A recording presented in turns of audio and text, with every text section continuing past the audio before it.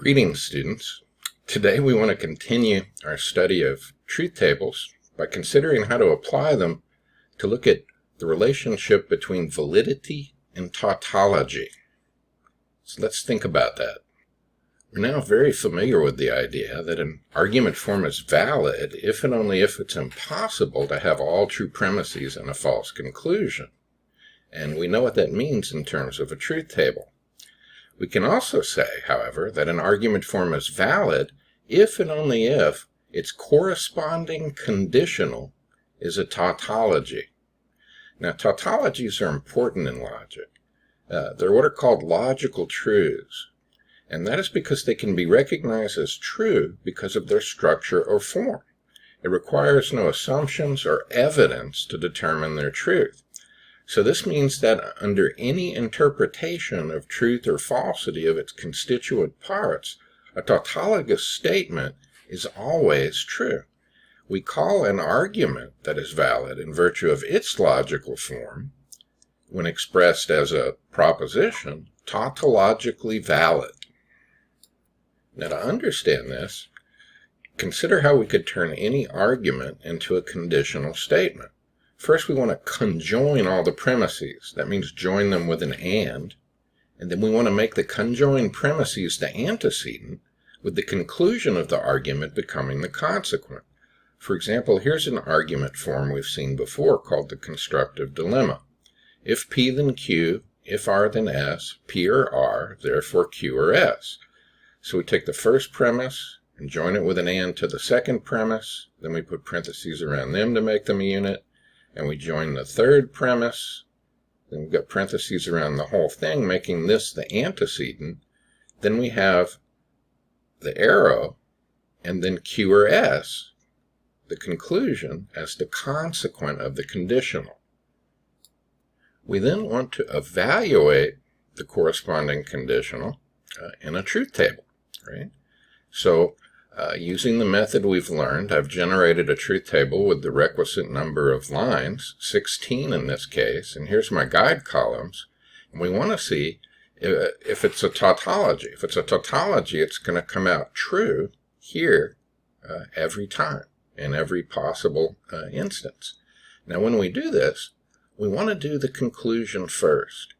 Think about that for a minute, why we do the conclusion first, while I copy over the truth values in the way we've learned to do. So here we need Q,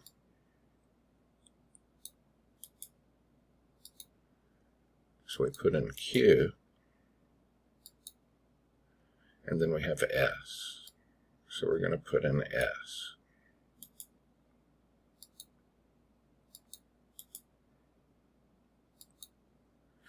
Now, if we look at this, true or true is true. So I can mark out that and that. Now I'm going to speed on down through there. True or false is true. True or true is true. True or false is true. False or true is true. False or false is false. False or true is true. False or false is false.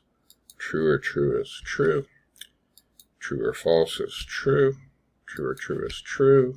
True. True. False or false. True. False. Now at this point, consider we're looking at something that's the form of a conditional. This whole thing will be the antecedent. In a conditional, the only time it's going to be false is if we went true then false to make it false.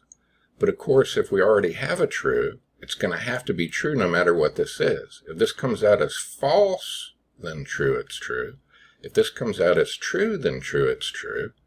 So we know no matter what, this is going to have to be true. So we don't have to worry about that, or this one either. Whatever that is on the other side, it's going to result in the whole thing being true. And so on down for every case where we have a true there. Right? So let's go on down and mark those out.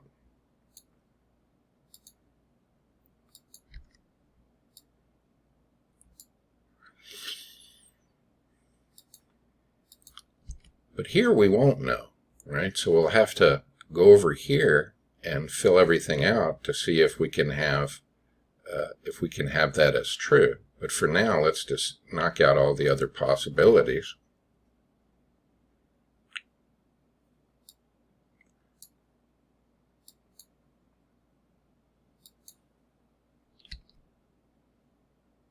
So again, to reiterate,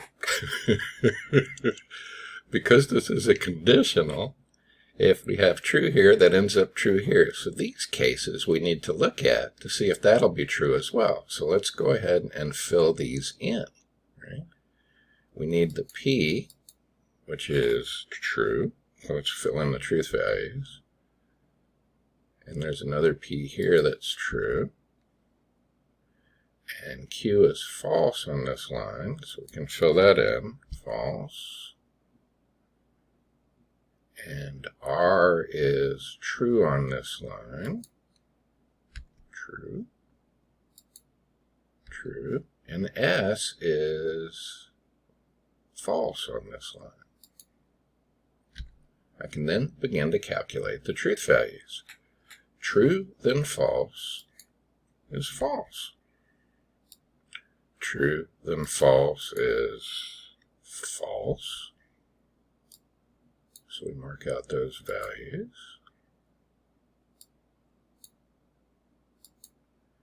And true or true is true.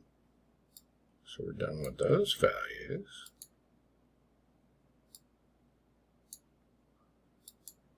And now working from within the parentheses, we do this unit first. False and false are false. And then false and true are false. And the final truth value, false then false, is true. So that line is fine. I can then proceed to the next line I have to look at.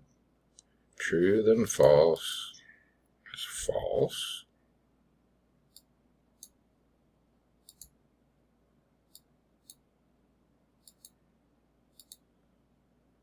False then, whoop, forgot to sign that, but S is false. Let's put it in there.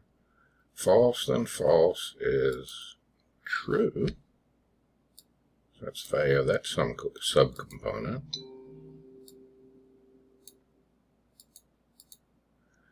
Then false and true are false. Now I do this subunit. True or false is true. Mark out the values I've used. Sometimes this goes quicker when you're doing it by hand, but not if you were generating the whole truth table. Right? It might be easier to generate it, print it out, and do it. But alas, we have to do everything online because we're in the middle of this freaking worldwide plague talking to each other online. So it goes, my friends. And false and true are false. And finally, false then false is true. So that line passes. I only have 2 rows left here. I've went ahead and assigned the truth values, right? So I can begin calculating them. False then false is true. False then false is true again. True and true are true.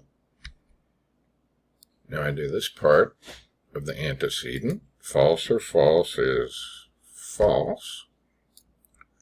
And then true and false are false. And that gives us false then false is true. So this line passes.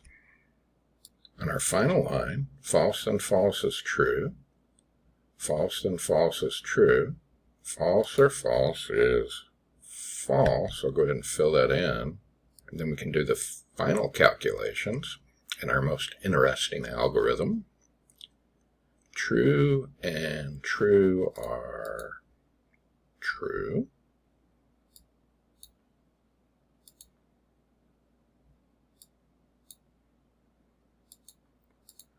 And then true, then false are false.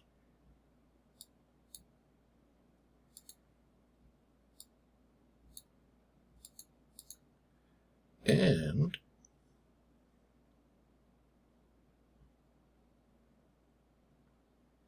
So let's do this last line again, because I momentarily fell down the rabbit hole.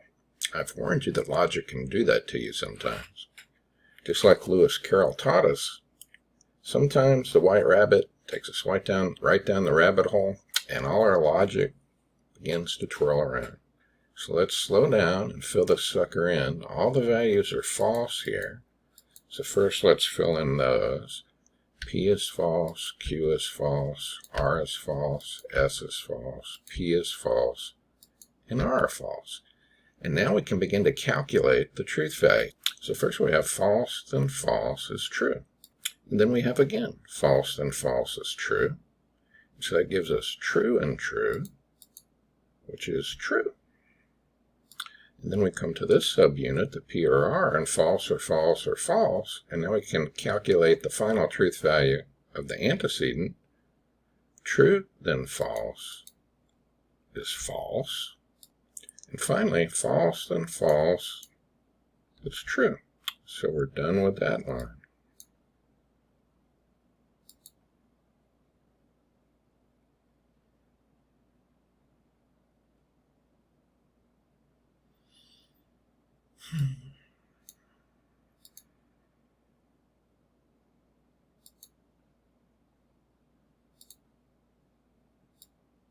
Just a little bookkeeping here.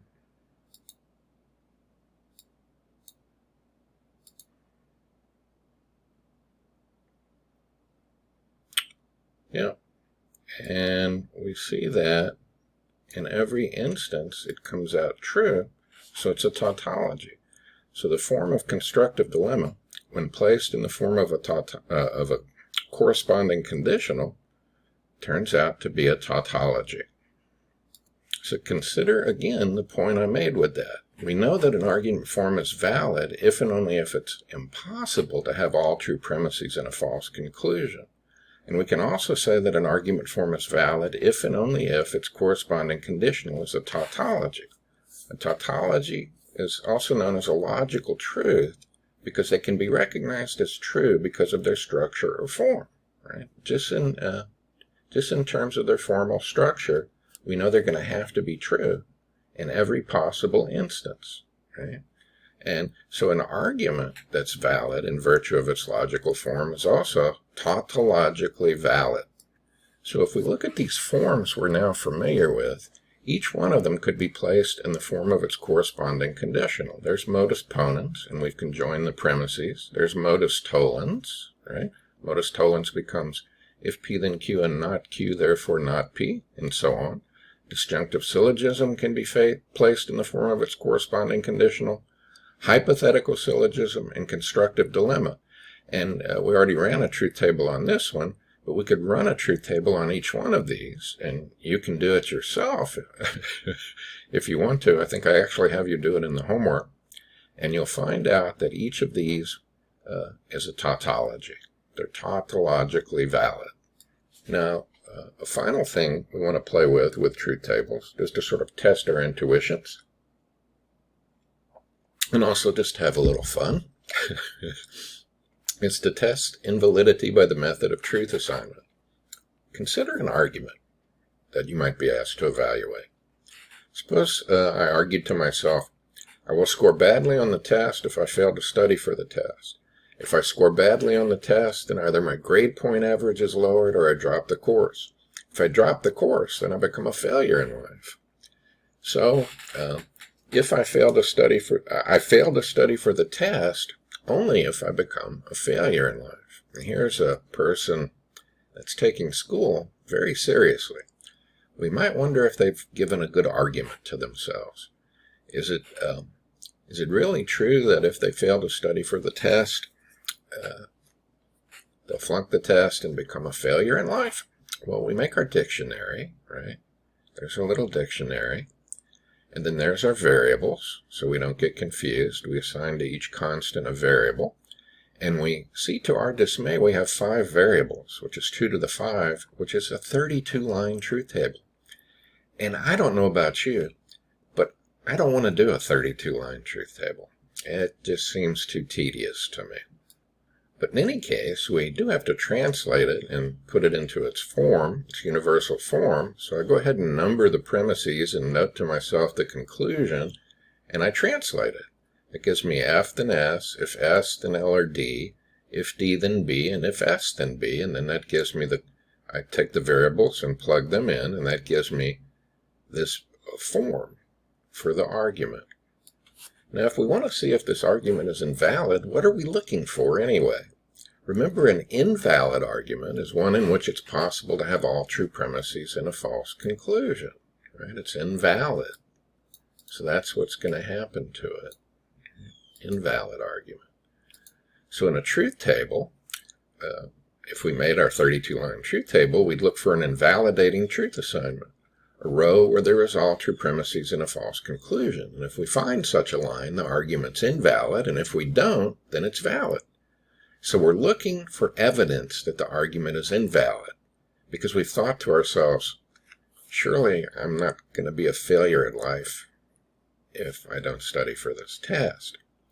But if I don't find one, then the argument is valid. Now that still wouldn't mean it was sound, but still, is it valid or not? So we think, maybe I'll take a shortcut.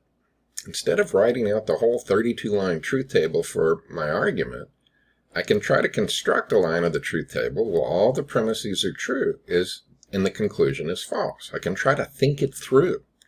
And if I find such a line, it's invalid, because all you need is one instance of all true premises and a false conclusion to know that the argument is invalid. So I've figured out another neat way to do this, since we're having to do this online, using the insert table function. So notice I've taken my argument, I've listed out my premises and my conclusion, right? I want to consider this premise, so what I'm going to do is insert table, convert text to table, and here I'm going to tell it to auto-fit to contents. You'll see why in a second. Okay, and then I'm going to tab down. All right, and I have my little unit for considering that one. We're going to do the same thing here. Insert table, convert text to table, auto-fit to contents, tab. And I'm looking for a counterexample, essentially. I'm looking for a consistent assignment of truth values, a value for P, Q, R, S, and T, where I'll have all true premises and a false conclusion. So I also want to generate a little box to keep track of that. So I've got P, Q, R, S, and T, and I'm going to generate a little chart to keep track of those things. So table, convert text to table, auto-fit to contents, move that over there, whoa, move it right there, and put the line in. Oh, I got too many, so let's delete that column. There we go. And tab it, and now I have and change that back from a constant to a variable. And now I'm ready to go. I want to think it through, right? Whoop, down here I forgot to put in my, there we go. Now I want to make the conclusion false. And the premises true. So let's think about how we would do that. And to remind myself what I'm looking for, I'm making an hypothesis, essentially. Suppose I make this false. Whoop, caps lock, make this false. And I want to see if I make this false, can I also make these true? That's what I'm looking for. And so just to remind myself of what I'm looking for, I'm going to highlight that for me. This is sort of a little bookkeeping way of keeping track of what's going on. Right? Okay. Right. Now I look at the conclusion. There's only one way I can make the conclusion false because it's a conditional. I have to make P true and T false. True then false will give me false.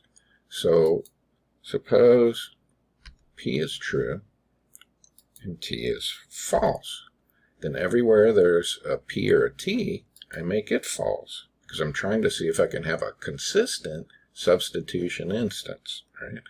So P is false and T is false.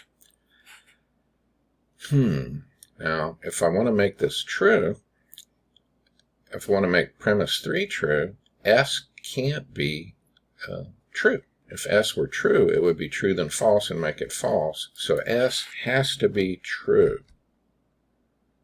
S has to be false, rather, right? Yeah.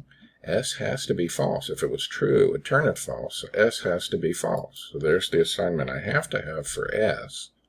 So wherever there's an S, I put it in, right?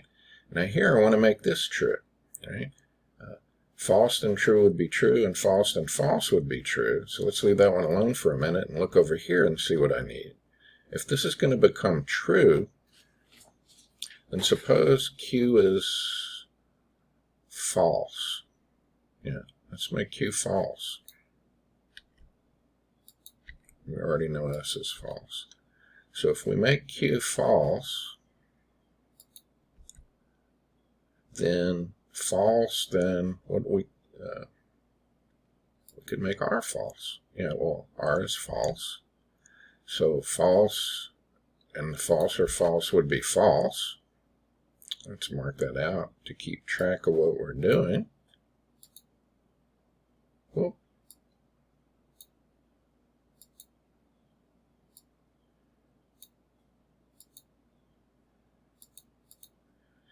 And then false is true, right? So here's my counterexample. If I use these truth values, I can have all true premises and a false conclusion, and I didn't have to do a 32-line truth table to do it. And I just sort of thought it through, right? For note-keeping reasons, or bookkeeping reasons, we can go ahead and clean ourselves up here. We use those. We use those, and so on. Again, this would definitely be easier to do by hand, but it wouldn't be as neat and pretty unless you're a calligrapher. I had a student who was a calligrapher. He'd do the most beautiful truth tables. And if you ever happen to watch this one day, Jeffrey, you know who you are, right?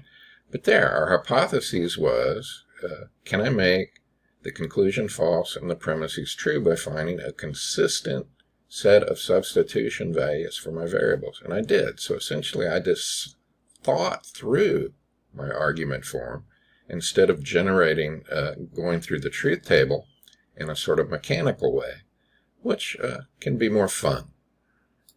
So that's it for truth tables. When I come at you again, or invite you in again to my den of logic and philosophy, we'll be talking about something called natural deduction, which I find to be far more fun than truth tables. They're less mechanical and almost kind of an art form in a funny sort of way. So I look forward to going over that with you soon. Thank you for your very kind attention.